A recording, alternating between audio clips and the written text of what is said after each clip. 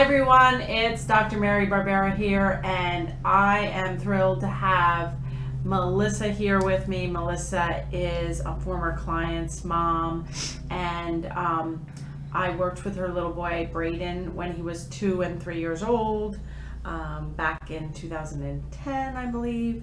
And tragically, Braden drowned 3 years ago, and we are going to talk about that. Because I want to highlight some of the safety issues that are just really a concern for kids with autism. And, Melissa has been telling her story since the tragic incident and, losing her son. So, but before we get into the aspects of safety and things, I'm gonna ask Melissa to tell us about Braden and tell us about his development, when she started noticing signs of autism, and then we'll go on to talk about the tragic drowning, and also some safety advice that Melissa could give us all to make our kids safer. So why don't you tell me about Braden and what year he was born and how his development was.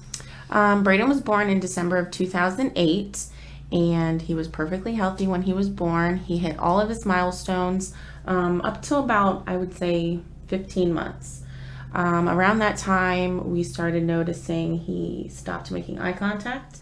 He did not respond when we called him. He didn't like to be touched. He didn't want to have his diaper changed. He stopped playing with his toys. Instead of actually playing with the trucks, he would line them up. And it actually took my mom to say something is wrong for me to realize there's something wrong. I was in complete denial. And this was your first child. It was. And you don't have an education background. Correct. Right. All of my, infant toddler experience was from babysitting and my younger brothers and sisters. But as a mom, I didn't want to think something's wrong with my baby. So we eventually had him evaluated, and he was diagnosed with autism. He had lost all of his speech. And what age was this? This was he was diagnosed 3 weeks before his second birthday. So it took me about 6 months or so to actually come to grips with the fact that something was wrong. But after he was diagnosed, I dove in. I got all the books. I got your book, not even knowing who you were. And, I read everything online, and I said, I'm going to do whatever I can to get my baby better. So that's when we were paired up with you. He remained non-vocal for up years. Until his death. Yes. Up until his death, he did not speak at all. No. Okay. Maybe once or twice he would say no. I remember one time he said out. He wanted to go outside. Mm-hmm. But no mama, no dada, no nothing. Yeah.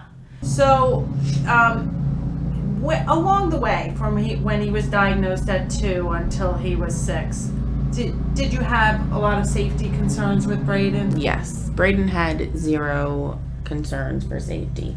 He had no safety awareness. He would touch hot things. He burned his hand on light bulbs a couple times. Burned to the point where blisters. Okay. You didn't have this treatment. No. But you constantly had to be worried about him touching hot things. Yes. Running into the street when we were out in public. And we found that Braden did not respond to the word stop at all. You could scream it, you could yell it, did not matter. But if you said, give me your hand, he would stop, come to you, and hold your hand. So, that took trial and error, But I remember when Braden's team would come to the house, they would come in and I would close the door and lock all the locks. And everyone would laugh at me and say, it's like Fort Knox in here. And I tell them it's not to keep the bad guys out, it's to keep Braden in. Because he was... Did he ever leave the house before? He did one time at my house. He went out the back to go play on the sliding board. Now I know when he went to his dad's house, he would get out of their house and go play on the trail behind their old house. And I would say, you need to lock all your doors, put a chain up, that he can't reach. And we actually even had, at my house, I had window alarms or door alarms. So when the door would open, it would sound so that I knew he was like trying to get out. But yeah, like he wandered away at Dorney Park one time. He would, if I didn't have my eye on him or if he wasn't in a cart, he'd, run to the books at Walmart when we would go shopping. So it was a constant, you had to watch him 24/7. And you had 2 other children at Correct. the time. Yes. So how old were your other kids when he was 6? When Braden was 6, my daughter Kennedy was 2, and Michael was a little over a year. Or no, not even a year. Wow. So you Yeah. really had your hands full. Yeah. Yeah. And you and his father were never married, so Correct. he would go to his house sometimes and Every stay with you. every weekend he would go to his father's house to visit, and I had him during the week so that I could, facilitate school and therapy sessions and everything. And then in June of 2015, Braden went to his dad's house, and I got a phone call that Saturday morning that Braden wasn't breathing.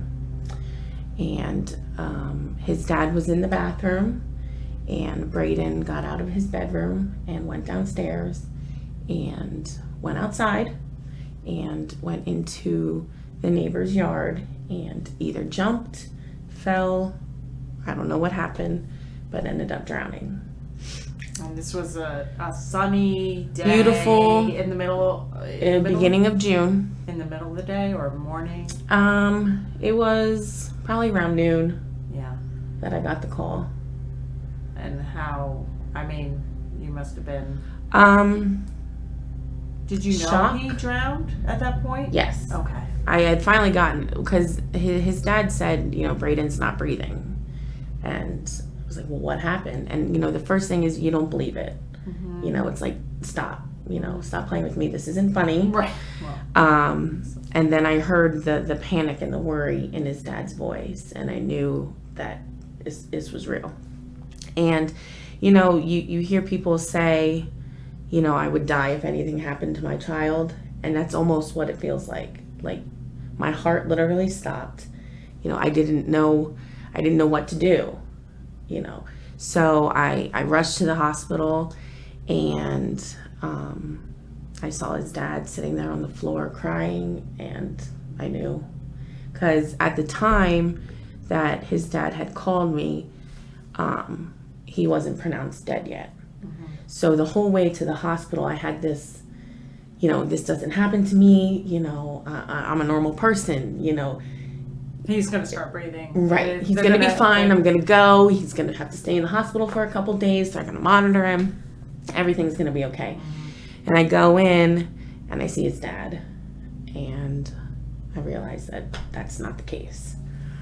And then I think I cycled through all of the stages of grief within 20 minutes. Wow. Because, I started screaming at his dad. You had one job. Your one job was to bring him home to me safe on Sunday nights. That's all you had to do. I didn't care what happened, what you did, just bring him back to me. And then you sit there and you think of all the things that you did wrong. How many times did I force him to eat French fries that I made at home? How many times did I tell him to stop flapping and stop spinning and don't throw and don't line things up? I didn't know I didn't have a lot of time. If I would have known that I only had 6.5 years, maybe I wouldn't have been so hard on him, and you have that guilt. You were a great mom, and his dad was a great dad. I knew his dad too, and it's not like, you were great parents. Thank you. And you were young, Mm-hmm. and you weren't married, but you were great. You were both great, and I do remember that. And so, Thank you. it's just a tragic accident. And, Mhm. you know, you think of the times when he got away from you at Dorneyport Mhm. or when in the street. This could have been so, and you know, it could have been it could on have my been- watch, right, you know. Right, easily. And then, anybody's you know, and then watch. I felt bad for making his dad feel bad because he was already feeling horrible enough, I can't imagine. you know, and then they let me in his room, and he looked like a little angel with his cute full lips, and it's just, it's hard. It's really hard. Now it's been 3 years now, and I'm finally getting to the point where I can talk about it and not Yeah, I mean- break down. But you know, I find that it's, you know, the little things like my son Michael had pretzels the other day, and he came up and gave me a kiss, and he had pretzel breath, and that just triggered. Braden always had pretzel breath, you know, so I had a little meltdown there, but Right. Yeah. So, and you had to keep going because you had Yeah. a 2-year-old and a 1-year-old. Yep. And, you know. they didn't allow me to curl up in a ball and you know, cry myself in bed all day. You know, I had to get up, I had to pursue, I had to keep going, take care of the little ones. So, And, you know, find some purpose. And, you know, you've been vocal, you know, about and that's, your story. yeah, and that's what I want to do. I want to make everyone aware that it does happen to you. It can happen to you. You know, I'm just a mom. Mm-hmm. You know, I'm just a mom. Things on TV and movies can happen. Mm-hmm. You know, you spend that extra 10, 15 minutes in the bathroom looking on Facebook, you know, sharing memes with your friends. Things are happening, you know, and that's what happened with Braden. His dad went to the bathroom, took longer than he probably should have, and Braden got out of the house. And as they grow, a 6-year-old, you know, and they have the cognitive and language ability of less than a 2-year-old, Right, they have no safety awareness. correct. But they physically, they can do more. They can Mhm. climb up on a chair. They Yep. can climb. You know, they can jump in a pool. They, you Yeah. know, he always loved water too. He did. And the neighbors were not home, but No. and they had a pool and they had a fence and a gate, but the gate was ajar, unlocked. Yes. And had he ever been swimming there before? No, they had just moved to that house, Okay. you know, a couple months prior, and I don't think that they were, you know, friends with the neighbors to have Braden swim. I don't know how Braden knew there was a pool there. You know, there are so many questions about that day that I don't know. You know, how long was he out of the house before he fell in? Was he wandering around the neighborhood and then was like, hey, look, there's a pool in there. I love water. You know, and the thing is when Braden was with me and we were at a pool, I always had a floaty on him in the event that he would fall in a pool. Mm-hmm. You know, he would be playing, not swimming, but he'd still have a floaty on because there's the ladder and he can climb up and fall in. And, you know, then I had guilt that I never taught him how to swim. Mm-hmm. You know, never taught him how to tread water. I relied on the floaty, you know, and, you know, then you think, well, if he would have just known how to swim, you know, he could have gotten to the side and gotten out. And then it's like, was he yelling for me? You know, was he crying?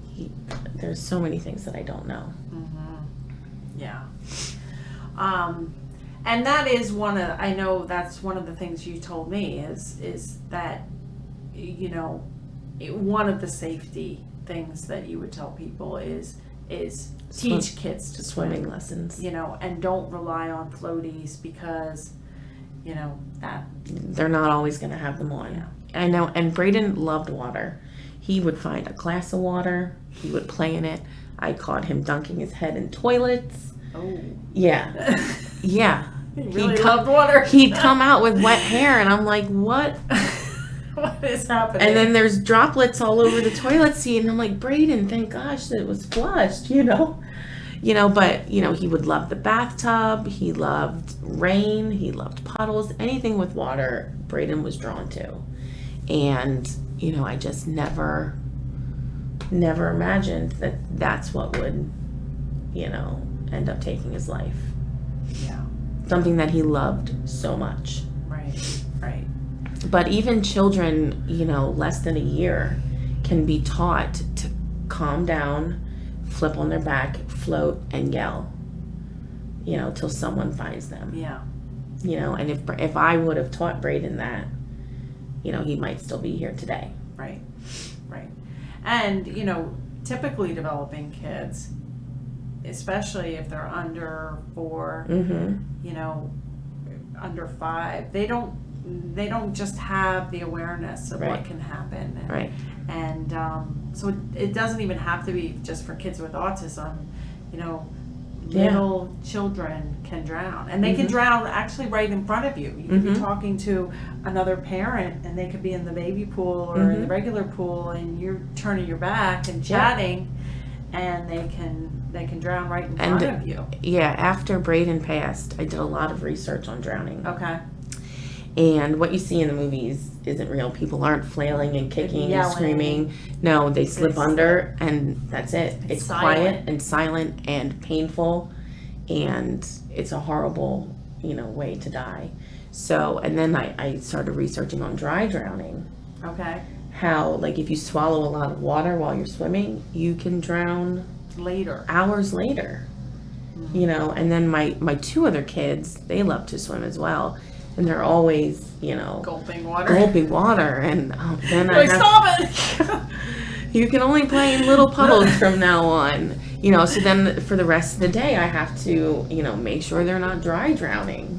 You know, it's just, you just have to be vigilant and present. And, you know, with the technology today, everyone's on their phones. And that's one of the main things, you know, besides teaching your child how to swim. You know, locking your doors is just be present. Not only for the kid's safety, but you never know what's going to happen. And you don't want to look back and be like, well, I shared all those Pinterest, you know, pins, and I missed all of this from my kid's childhood, and now it's gone. You know, now they're not here. Yeah. Well, I think, you know, Braden taught me a lot in his short life, and I know the educators that had him from the time he was 3 till 6 really loved him. Yes, he had a great team, and whoever met Braden loved him. He was like a little angel. I mean, he really had was. This very cherub looking face and gorgeous little blonde curls and blue eyes. He was gorgeous. Yeah. And he was a sweet little boy. And, you know, I think, you know, sharing your story and giving us like the awareness, because it's not like an incident where, you know, a child leaves the home or leaves the school, and this can happen at school too. There's been a lot of cases where a child has left the school building and then ended up drowning, and drowning is a very high risk. If a child with autism wanders, go to water. They are almost always going to go to water, and you know, it wasn't a big, media didn't follow it. You know, in Braden's situation, there was like a tiny little blurb in the paper, and that was it. And then I decided that I wanted to get the word out, you know, that we live in Berks County. Yeah, you know, little towns, things like this can happen. Right. They do happen. Right.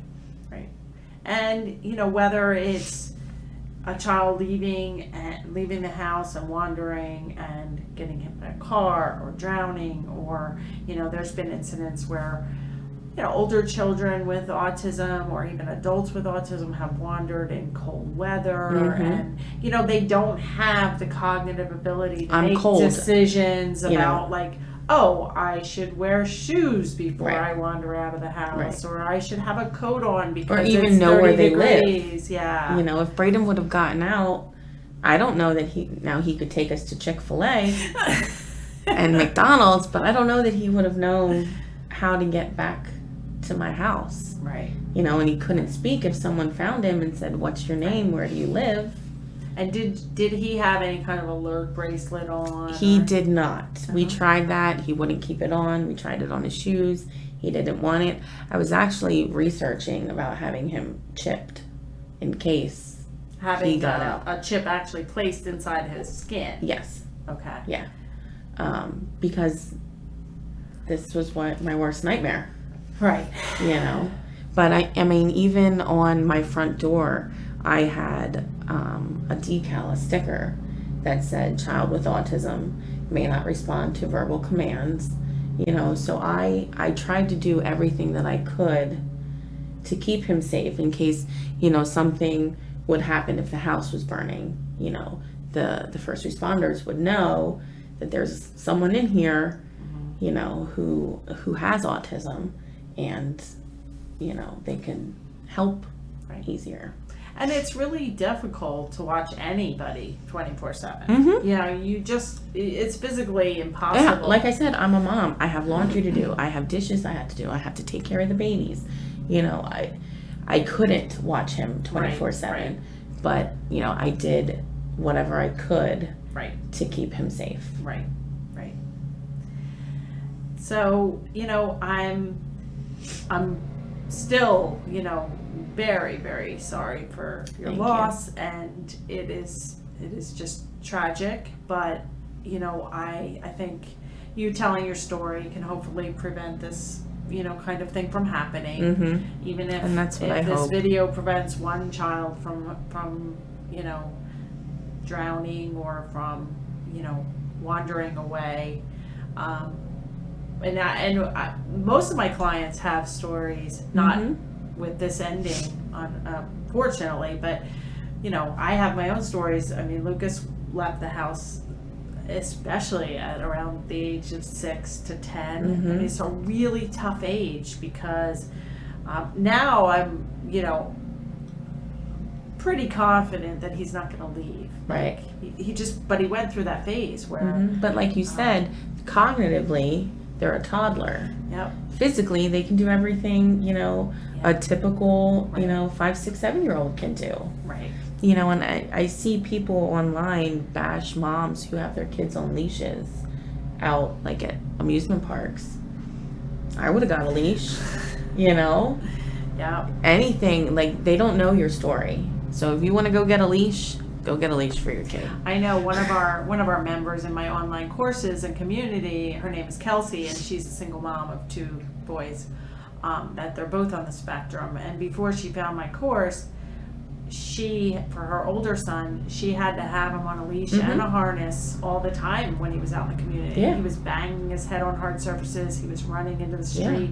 And luckily, through programming, through pairing up the table and pairing up instructional control, and now Brentley doesn't bang his head at all, and he doesn't need a leash and a harness. And so it might be a temporary thing, Right.